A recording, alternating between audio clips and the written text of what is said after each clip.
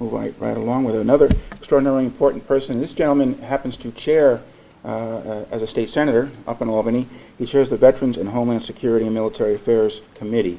I haven't had the honor to work with him over the years, and he's new and I'm not, but it's an extraordinarily important committee to the veterans here in New York State, and unless something's changed, and I don't think it has, one of the initiatives that was taken several years ago and is still way on the top of the list for our veterans and our members of the Guard and Reserve here in New York is a scholarship program that we offer to any young man and woman. This goes beyond the GI Bill. It's in addition to the GI Bill.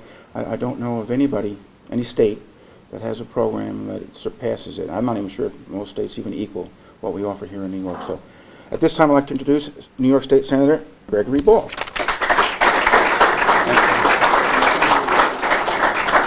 I know it's hot, so I'll be brief, but I'm glad that the General brought up the George Washington joke, because I hit Colonel Larkin with that George Washington joke about 20 times a day, and it just never gets old. It's such a privilege. I'll tell you, it's a privilege and honor to serve with Senator Larkin. I mean, you talk about somebody who takes public service to the next level, and is an absolute testament not only to to New York State, hey, Tony, how are you, but to the United States of America. And we all look up to Senator Larkin, and I certainly do. As a former protocol officer in the United States Air Force, I just want to, General, you okay? You need some water? Doing all right. Okay, just good. If you need anything, you let me know at any point. I mean, look, very simply, government does a lot of good things well for our veterans, but there's a lot that falls through the cracks. The good news is that our servicemen and women are returning, but the bad news is they're returning with all sorts of complications. And body armor and armor is bringing them home, but when they get home, that transition is critical.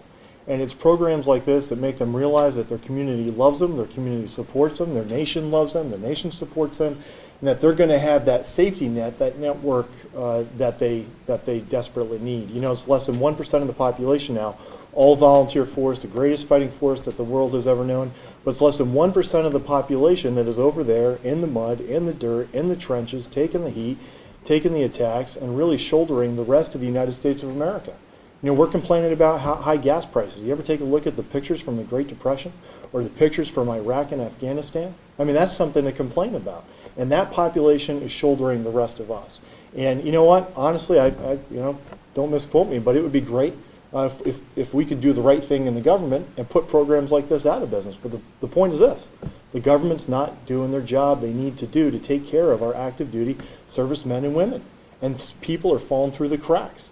And that's where the private sector needs to step up until the government does their job. And I salute you for doing that. And it's just a privilege and an honor to be here. Sure you don't need any water? We're doing good. Okay, good. Thank you.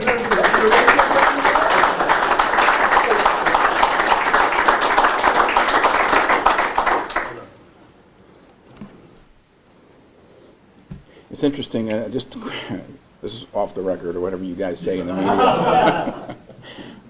When I was serving as the Adjutant General for 5 years, you do have staff that help take care of you, and I just totally forgot how to drive a car and work on a computer and everything else because people are taking care and things atrophy. So thank you for the offer, but I can still handle water.